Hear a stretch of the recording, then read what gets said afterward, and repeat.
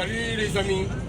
Alors pour ceux qui n'ont pas la radio ou qui ne peuvent pas capter RMC, alors nous aurons le pasteur Samuel Peter Schmidt qui viendra présenter son livre. Alors je ne connais pas le titre, il va l'annoncer. Alors je vous mettrai la radio et vous allez pouvoir voilà, écouter ce qu'il a à dire et ceux qui veulent même pourront acheter aussi son livre. Alors il ne faut pas oublier que c'est une église qui est passée par des temps très difficiles parce que non seulement ils étaient mis à la une, c'était pas pour annoncer quelque chose de bien, mais c'était pour annoncer le premier cluster qu'il y a eu en France pendant cette semaine de jeûne et de prière. Et les gens sont contaminés. Et parmi ceux qui ont participé à ces réunions, ou même ceux qui n'ont même pas participé, beaucoup sont morts. Beaucoup sont morts. Et ce serait intéressant d'avoir son sentiment, déjà par cette interview, mais aussi dans son livre. Et je pense qu'il va pouvoir remettre aussi certaines vérités, remettre les pendules à l'heure. Parce que bon, dans tous les médias, on a parlé que cela venait d'eux. Mais bon, on sait que ça est sorti de Chine. Il y a eu d'autres clusters avant Mulhouse. Dans l'Oise, il y en a eu. Voilà, ce serait bien qu'on puisse écouter. Alors je vais vous laisser, dès que la vidéo commencera, dès que du moins l'interview commencera, je vous mettrai le son pour ceux qui ne peuvent pas écouter. Et au moins vous l'aurez sur ma page.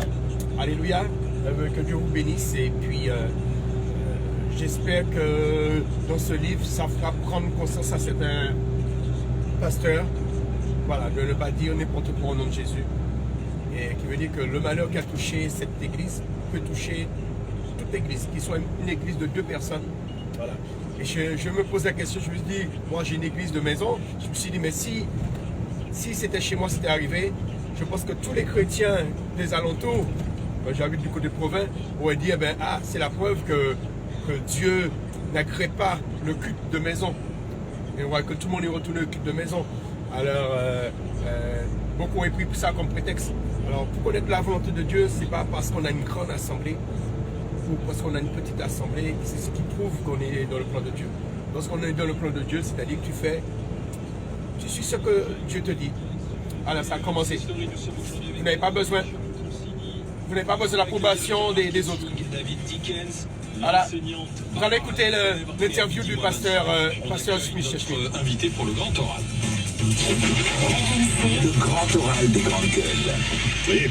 Nous accueillons Samuel Peter Schmidt, la déferlante, cette actrice qui a révélé les évangiles aux éditions Philadelphie. Que Dieu le bénisse. Monsieur Peter Schmidt, bonjour. Bonjour. Vous avez été au cœur de la première vague, puisqu'au mois de février dernier, on s'en souvient, 2200 chrétiens se réunissent à Mulhouse pour une semaine de prière organisée par l'église évangélique.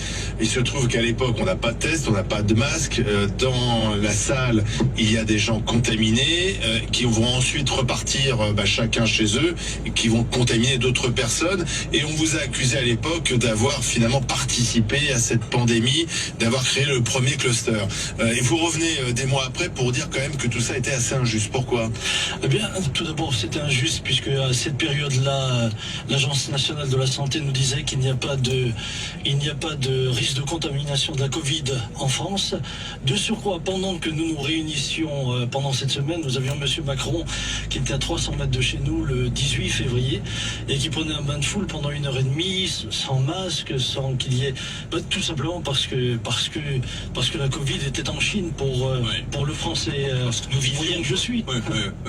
Mais ensuite, c'est parti comme une balle et vous en voulez notamment aux médias.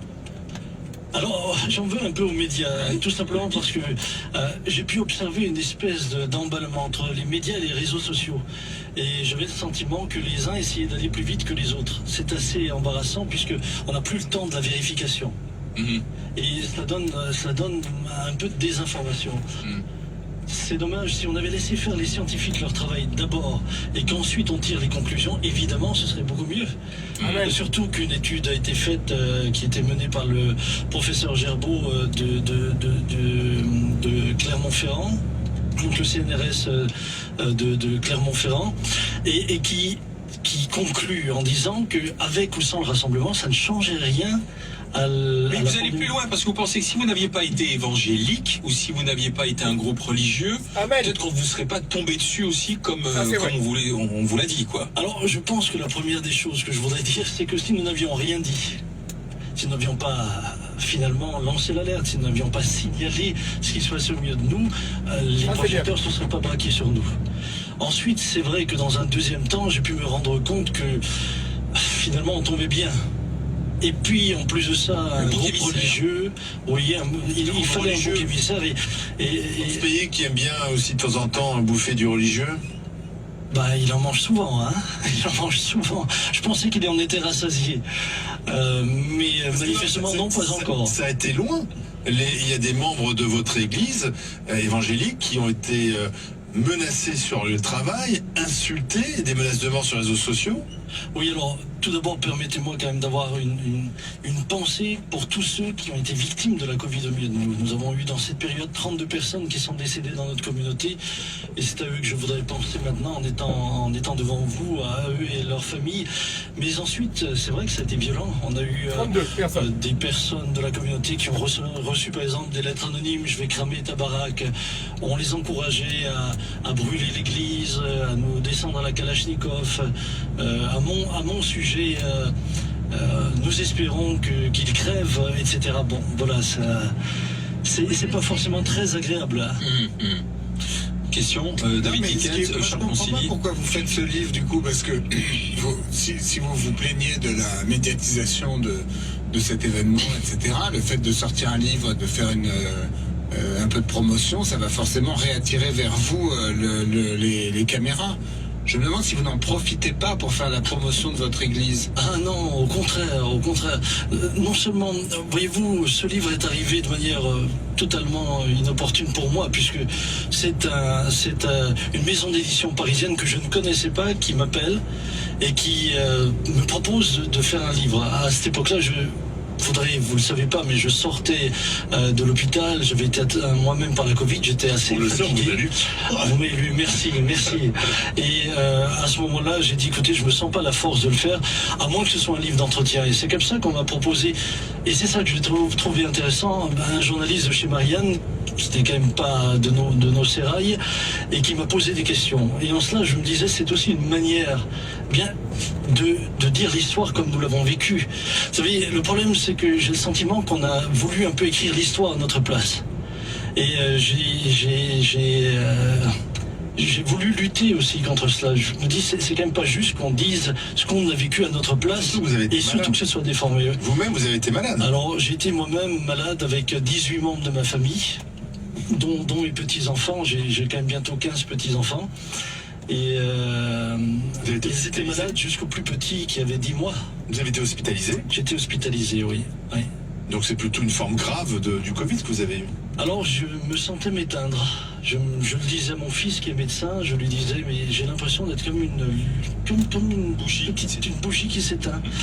Et je pense qu'à moins de l'avoir vécu de l'intérieur, c'est difficile à décrire. Et racontez-nous justement comment vous en sortez en dépit de la volonté de vos médecins de vous donner des antirétroviraux que vous ne prenez pas, et comment selon vous vous sortez de cette maladie? Alors c'est plus que selon moi, c'est ce que j'ai vécu. C'est bien ce que je dis, donc c'est selon vous. Lorsque le médecin est venu pour me proposer donc un médicament pour lutter contre le VIH, dans l'état où j'étais, moi j'étais... Le VIH. Oui, parce que c'est les antirétroviraux, voilà, ils essayaient un médicament pour... On cherchait à ce moment-là, on cherche d'ailleurs aujourd'hui encore. Mais pas encore trouvé la chloroquine. Alors allez-y.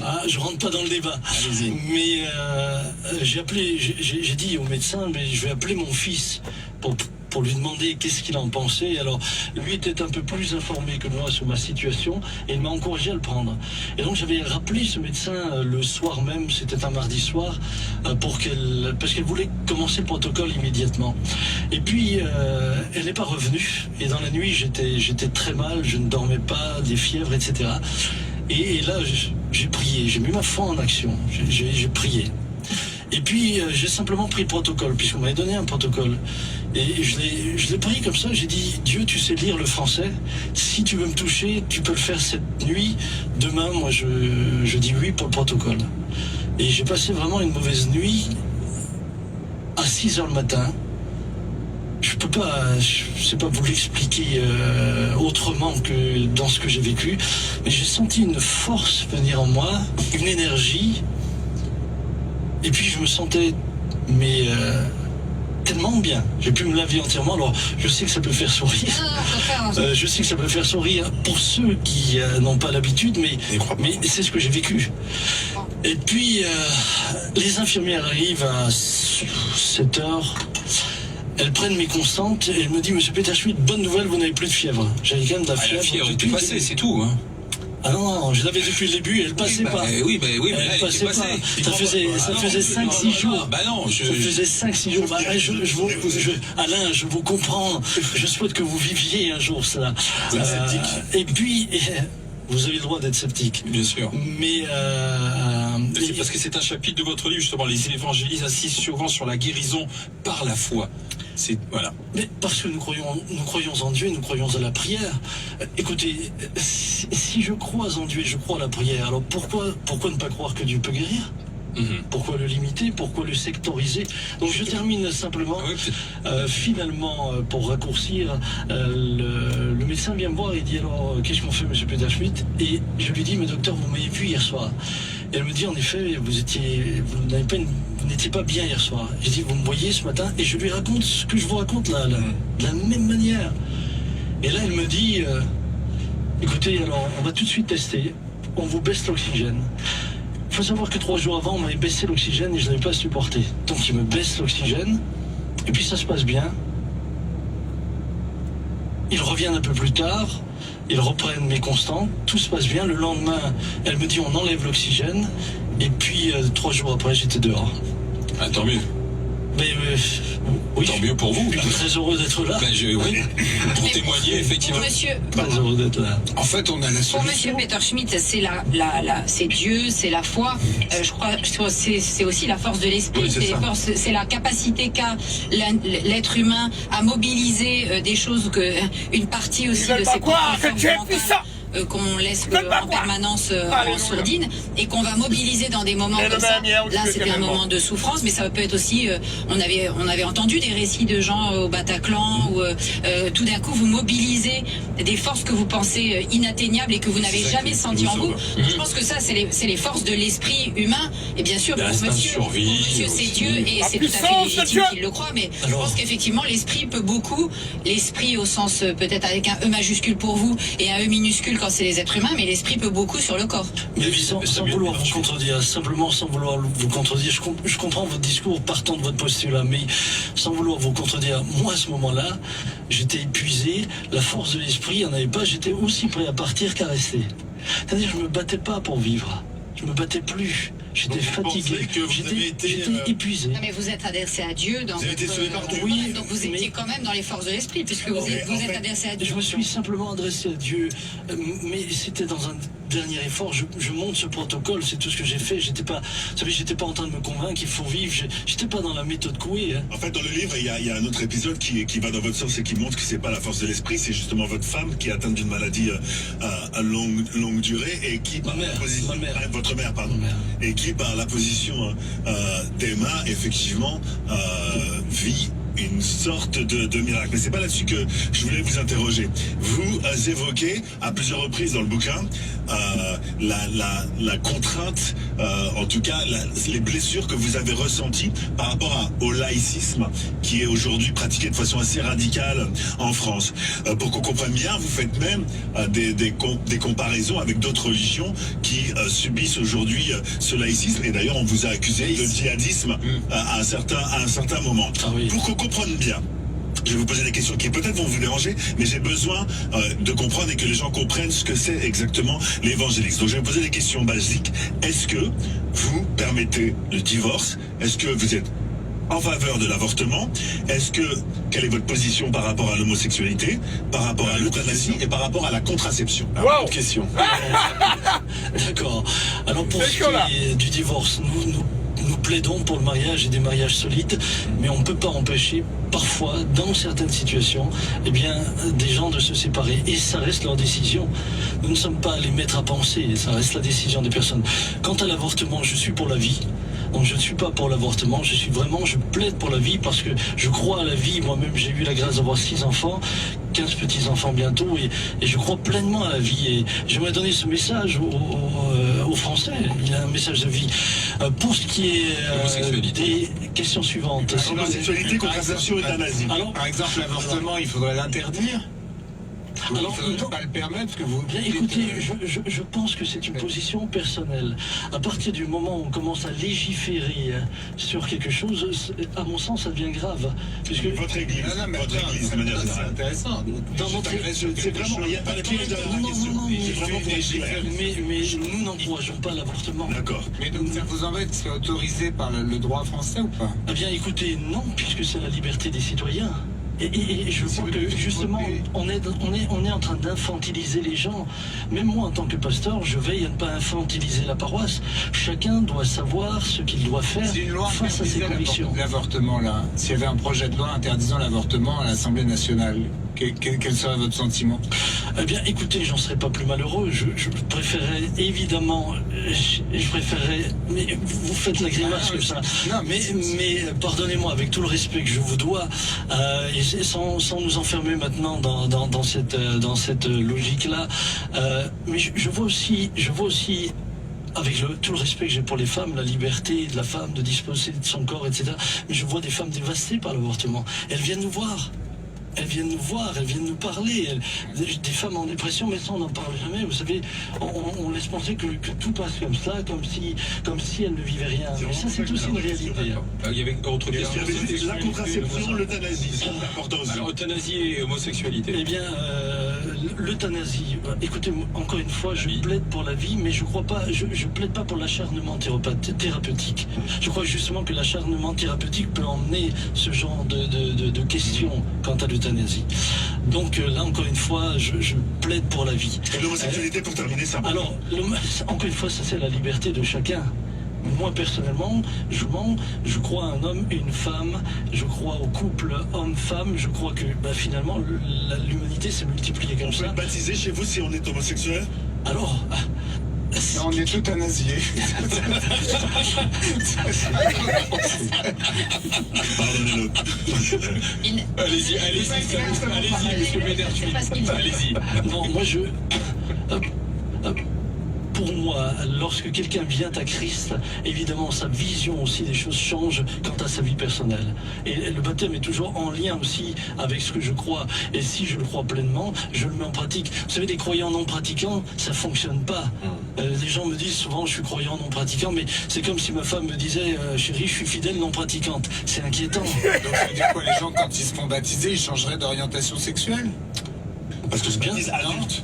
Il se baptise adulte. Oui. C'est-à-dire lorsqu'il se laisse baptiser... Si sexuel revendiqué, il peut faire la démarche de venir se faire baptiser ou pas? Eh bien, écoutez, je crois qu'à un moment donné, il va se trouver en porte-à-faux aussi avec le message de l'Évangile.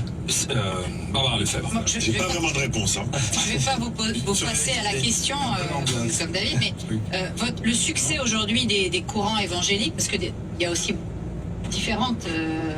chapelle. Évangélique ouvre tous les 10 jours en France. Le succès aujourd'hui de ces églises évangéliques, on le sait, par exemple dans certains quartiers, c'est aussi le fait de populations venues d'Afrique centrale notamment aussi, et d'Amérique du Sud aussi, mais enfin... Pour nous, c'est plutôt les gens d'Afrique centrale qui font aussi revivre ces églises-là. Et ce qui attire dans vos églises, est-ce que c'est pas le fait qu'il y a un peu plus de joie, cette façon de chanter, etc. Parce que c'est vrai que la messe catholique, c'est pas toujours la joie. le culte protestant, c'est pas non plus super festif. Donc vous, est-ce que votre valeur ajoutée, c'est pas ce côté festif, ce côté chanter avec les orchestres, etc. Non, côté spectacle, quoi. Je crois vraiment que si les gens viennent, c'est parce qu'ils découvrent en Christ une espérance vivante. Ah ben vivant, c'est une espérance vivante. Après, nous célébrons et nous communiquons avec notre époque. Lorsque moi je vais visiter mes paroissiens, j'y vais pas à cheval. J'y vais en voiture. Lorsque je communique avec mes paroissiens, je fais pas des signaux de fumée, je prends un téléphone.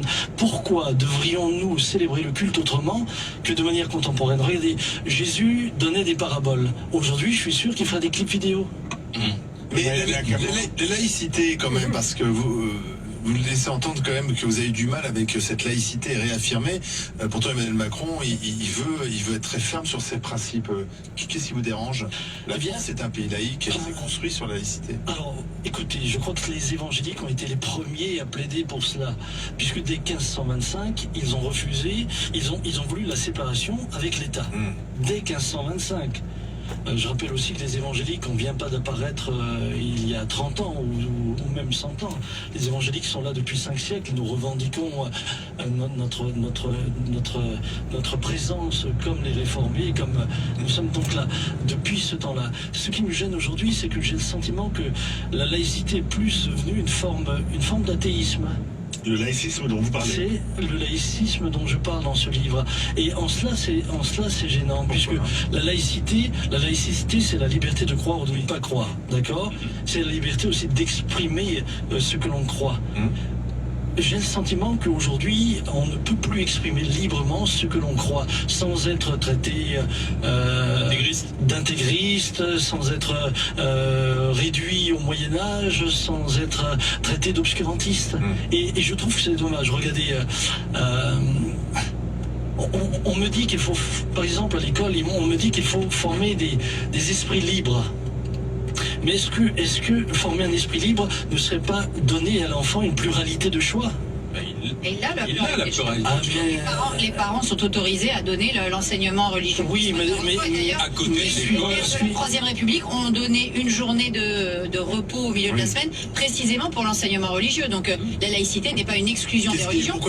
C'est justement le fait que c'est du ressort des familles et la totale liberté des familles de pouvoir donner ou pas à leurs enfants une éducation religieuse. Attendez, justement, cette école sur les religions. Samuel Peter-Schmidt, pourquoi? Qu'est-ce que vous reprochez à cette école de la République? Écoutez, Barbara, s'il te plaît. Allez-y, monsieur Peter. Par exemple, mais sans me lancer dans un sujet trop scabreux, mais ce serait intéressant pour moi de pouvoir dire aux enfants, voilà, il y a au niveau de il y a l'évolution, et puis il y a la création. Et puis laisser le choix, la liberté à la réflexion. Oui, c'est des esprits libres qu'on veut former. Comment peut-on dire on forme un esprit libre si on l'enferme dans une manière de penser? On devrait enseigner Darwin, mais également les créationnistes. Juste leur permettre au moins d'avoir une information là-dessus. Il y en a un qui a été prouvé, pas l'autre. Pardon? Il y en a un qui a été prouvé, pas l'autre. Ah bah non. Mais là, on va arrêter là, monsieur Peter-Schmidt. Merci d'avoir été avec nous. En tout cas, merci. Quand les représentants du culte sont reçus, vous êtes reçus aussi? Non. En tout cas pas. Moi je suis pas le représentant des évangéliques. Merci monsieur Peter-Schmidt. Livre qu'on vous conseille. Livre d'entretien avec Kevin Moko-Victoire, La déferlante, cette crise qui a révélé les évangéliques aux éditions Philadelphie. Merci, on se retrouve lundi avec Charles.